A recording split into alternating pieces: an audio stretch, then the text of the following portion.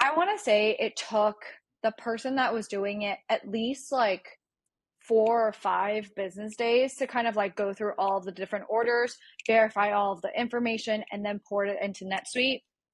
And then what you had introduced to us or recommended to us was the special order feature. I know we originally looked at the dropship feature, but the special order feature also worked out really well. But there, with that, essentially came another layer of like, oh, wow, we never set a preferred vendor. Oh, wait, we can actually have them go through Customer Center within NetSuite rather than using Shopify and porting between the two systems. And so now that process is literally like it's a max 2 day turnaround from customer placing the order to us like posting the order out to our manufacturer, which is like amazing. All right. We are back again for another episode of TFR Tech Talks. Today we have Cheryl Kao, a former client of ours and a person that I'm very excited to interview today. Cheryl is an experienced operations and systems project manager with a proven track record of successfully leading projects and teams with expertise in system integration, process optimization, and inventory management. Over the years, she's implemented new systems such as RF Smart, WMS, and Retail Pro, leading to significant improvements in inventory accuracy and revenue growth. Cheryl has also developed internal systems training programs and implemented new NetSuite modules and processes, resulting in increased productivity and cost savings, and much more. So, welcome, Cheryl. Thanks. All right. So, what I wanted to talk about today is that you were actually the end client for an engagement that TFR Solutions had with Goodr, where you had Mm-hmm. we'll call it a rocky NetSuite implementation. And uh, I came in during the engagement to help you stabilize the environment. And then we ended up stabilizing, getting things optimized, going through growth and multiple integrations and system changes and overhauling the warehouse and a whole host of other things. So I wanted to touch on some of these things and kind of go through. Let's kind of rewind the clock, go back to the journey, and let's talk about the at the beginning. What challenges were you feeling from the client side with NetSuite before we got things ironed out, and how did the engagement with us help you guys? Sure. Yeah. So with Goodr, the NetSuite implementation team that basically was like a part of, when it got discussed and signed on and all those things, by the time I had joined Goodr, basically there was like 1 or 2 people left from that team. And so there wasn't a lot of like institutional knowledge that was being like handed off properly internally within Goodr. But ultimately, I think the biggest issue was that there was no expert person within the company that knew how to do NetSuite, that knew what was the right way to do things, where we could improve, how we could fix things. And I think that's where you guys came along. And it was really helpful because I personally had never used NetSuite prior to that. And so everything that you had told me, taught me, your team has taught me is just like brand new to me. So the biggest issue that we were facing was data cleanup because NetSuite was such an expensive program, but no one was trusting any reports that we were pulling out of it. And we kept seeing like $0 costs on items that we know for a fact we paid money for. So it was a lot of troubleshooting for those. So I think at the very beginning, what we did was kind of work through the data cleanup portion. So we had a ton of redundant custom fields. We actually understood like in an item record, what fields is necessary for each of the items. So like the item cost, purchase price, we weren't actually using those correctly. Then our tech stack at that time. So NetSuite synced over to Shopify. It was kind of like a two-way conversation, but sometimes information was not flowing. And then you guys came along and helped us with that as well. We used Boomi at that time to do all of these integrations. Then the biggest one I remember is tax discrepancies that we were seeing between NetSuite and Shopify because we had, I think the program was called Avalara, and Mhm. essentially the rounding tax that they do in Shopify did not match the rounding tax that they did in NetSuite. And so finance was just having a really hard time reconciling the books every single month. And they had to just write off a bunch of like weird little dollar here, dollar there.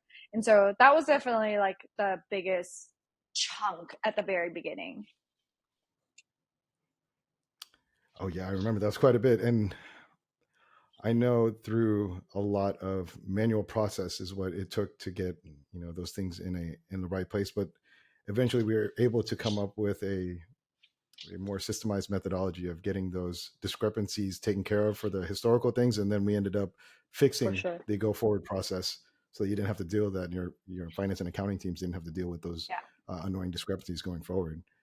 All right. Yeah. So yeah, that's quite a bit. And I also want to talk through. So at this point, we were getting from being a place where you were not confident with the numbers that were coming out of NetSuite from like costing, from Mm-hmm. the inventory perspective.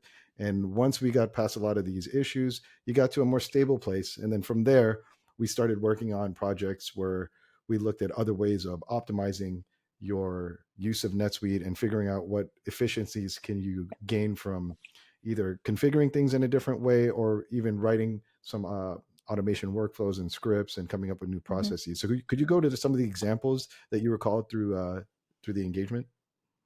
Sure, yeah. So earlier we talked about, fixing, because that was basically everything post implementation that I was like, everyone's not trusting it, a lot of fixing happening. And then once everything was fixed and we felt confident about things, this is when we started going into like optimizing. And so at that time, we had utilized virtual locations. So we set up different child locations within our parent warehouse for the different sales channel. And you were obviously on top of all the NetSuite news, and you introduced a sales channel allocation feature to us that eliminated the need for virtual locations, and it really helped with the implementation for ARP Smart because we had to turn bins on, and we only have one warehouse, but with all the different virtual locations, if you turn bins on, you essentially had to recreate the same bin all over again. And we had, I think, like 8 sales channels at that time. So that was a really big deal, switching over from that to the sales channel allocation.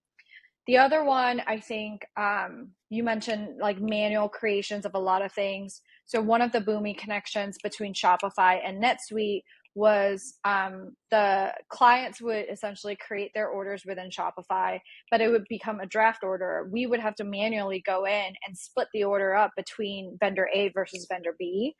And then we'll activate the sales order and then bring it over into NetSuite through Boomi and get it created in NetSuite. So that whole process, I want to say it took the person that was doing it at least like 4 or 5 business days to kind of like go through all of the different orders, verify all of the information, and then port it into NetSuite. And then what you had introduced to us or recommended to us was the special order feature. I know we originally looked at the dropship feature, but the special order feature also worked out really well.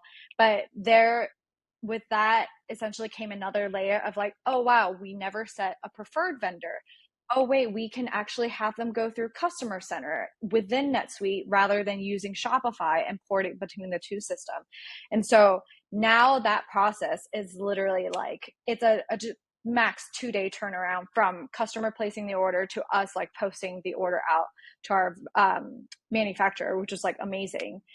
I remember there's a lot of custom fields that we did like auto calculations for. And so, I mean, we sold sunglasses. Sunglasses come in a box, one each, but then you have a master carton of 100 sunglasses within the box. And when people are doing drop ship, like these previous customers I was talking about, we need to create commercial invoices based on carton quantities. And we were essentially, our logistics person was making every single commercial invoice in Excel manually every single time for every single order. And he does that pretty much like 30 to 40 orders a month, rinse and repeat. And what you guys did was created fields within NetSuite that would auto calculate the cart numbers for us, which then ported into the PDF printout that you guys just helped us design, which is amazing. Because then now it's a one button click and we could create a commercial invoice. So that really, really saved us like a lot of time. That's awesome. Yeah. Going through this, I almost forgot how many different things that we We actually did a went lot. through. Yeah, there was quite a bit. So, yeah, the custom development I think was a very big deal. We were able to take a lot of that manual process and reduce that down to just a button click and Hmm. and a few little points of editing. So that's great. Yeah. So, I mean, there's like uh, so much more too, but this is just like the very big examples I could think of. yeah, absolutely. And yeah, actually, let's go a little bit deeper into this because I wanted to also talk about there was a training element to our engagement that you'd mentioned, not working with this before and learning a lot from it. Also, there was a lot of internal users that had a lot of um, a lot of uses that they could be doing through NetSuite that they didn't know to do or needed help learning how to do. So Hmm. let's go a bit into some of the things that you recall that you were helping training wise with. I think the best way to really like sum up our engagement is that we had ideas of like it should be able to do X and it should be able to do Y. And you guys were the technical skills that came in. I was like, yes, we can do it. Here's how to do it. And you trained us through all of this. So the manual entries, for example, we were using the UI to enter every single PO, create every single item, create every single sales order, and you taught us CSV uploads, created templates with us, helped us like map all of those things out, and also mainly taught us how to maintain it. I think that's really like the biggest key because you can teach what's the saying, like you can teach a horse to go to the water but you can't teach it how to drink or something like that. So that's kind of what it was. Like you were teaching us how to like drink the water and like find water at the same time. So a lot of it, I mean, there was also like a lot of safe search and dashboard creations where upper management at Goodr definitely wanted to see kind of like the big picture. They didn't want to see the minutia details, obviously, and so they wanted to see big pictures of graphs and summaries and pivot tables and all these things within the NetSuite homepage that you guys really helped set us up. But I do think like eventually, once we've learned enough from you, we were able. We have the star of the show. Hi, Bailey. Hi. Can I help you? Can I help you? Get He off. just wants his 15 minutes of fame. It's okay. Sit. Stay. Oh my God. She's never done that before. Um, I lost my train of thought. Oh yeah. Okay. Safe search and dashboards. Yes. So, um, yeah, you guys helped us created a lot of safe search and dashboards, which is very helpful. But ultimately, you taught us why you did certain things and how you did certain things, so that we were able to make little edits by ourselves later on, and also create our own later on as well.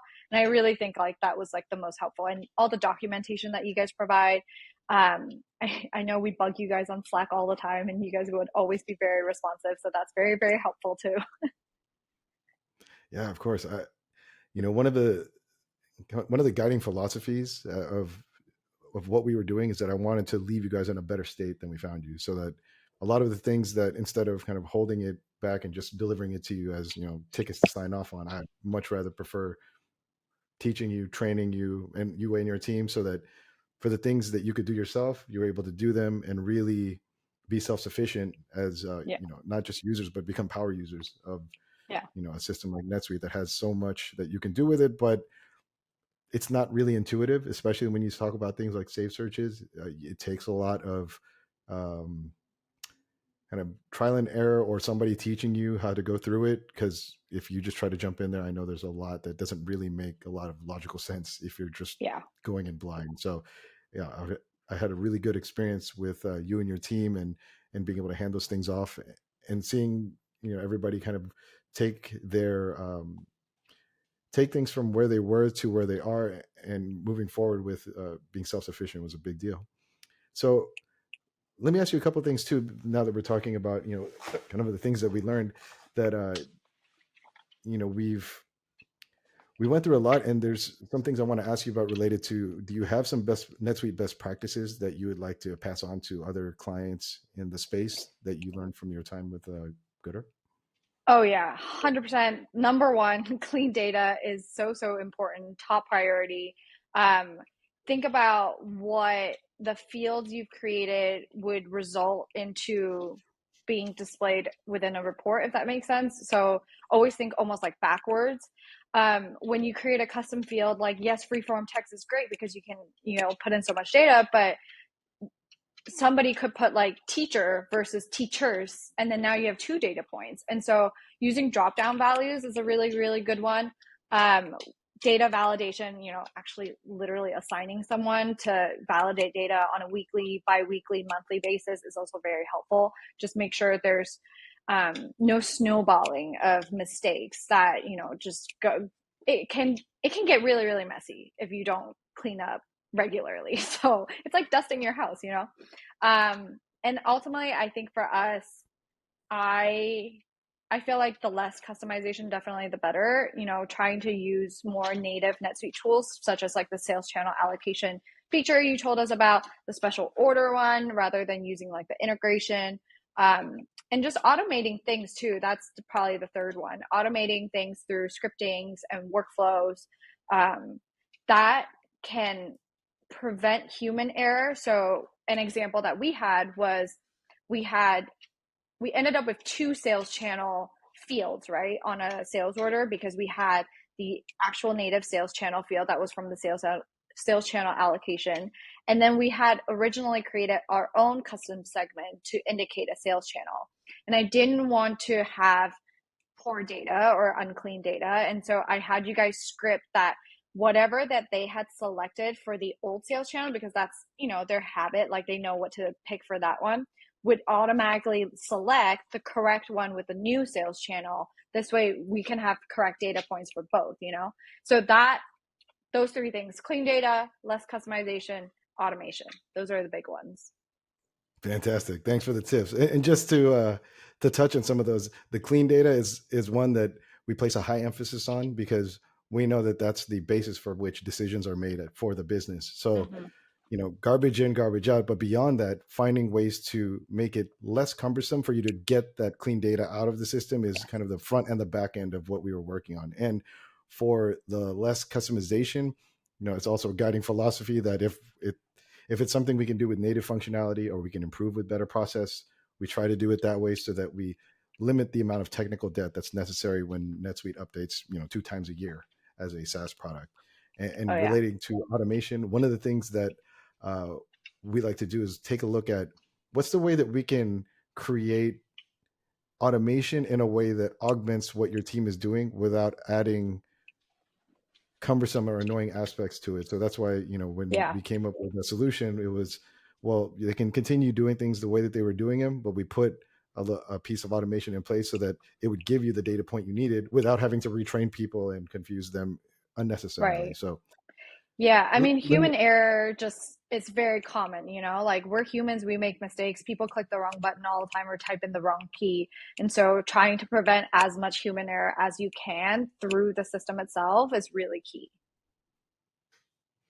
absolutely. So let me ask you something. So right now, you've since moved on from the role and you're going on to doing bigger and greater things. Let me ask you how some of the things that you went through this engagement and through just the position in general, how does that help inform how you go forward as a professional in your current role and into the future? Oh, ooh. Um I feel like having learned how NetSuite function gave me a really good insight to a more holistic company knowledge system, I guess, because when you're working in NetSuite, you need to understand how every single thing connects to each other and how everything talks to each other. So my previous experience obviously is within operations, specifically supply chain. So I know a lot about purchasing and logistics and all these things, but I didn't know how they tied into the books. I didn't know what journal entries would look like. And I didn't know like the sales order portion, how that ties over with the cash impacts. So I think having worked with you obviously for like over a year and a half and learned so much and being almost like the NetSuite administrator for the company, I felt like now I'm able to view the company with every project that I work on in a more holistic view. I understand the impact that each department essentially has to the company's bottom line, and basically like the general tech stack knowledge of knowing like what needs to get connected to what in order to get your clean data, your garbage in, garbage out. But the biggest one I think is you and I had never met in person until maybe like a year into us working. And so that really trained me on my working remotely skills because, making sure our meetings were on time, making sure we cover everything on our agenda item in our meetings. But just like being able to problem solve in a timely manner was kind of like the biggest lesson I took away from all of this. Um, and just overall problem solving skills, like I used to follow my gut because I had just graduated college. I didn't know what was left from right. I just followed my gut. I was like, logically, I feel like this sounds right. Or like, I feel like that sounds right. But now I actually have experience with what works, what doesn't work, what I know for a fact needs to talk to each other and what doesn't. So strategically wise, like I really like learn a lot.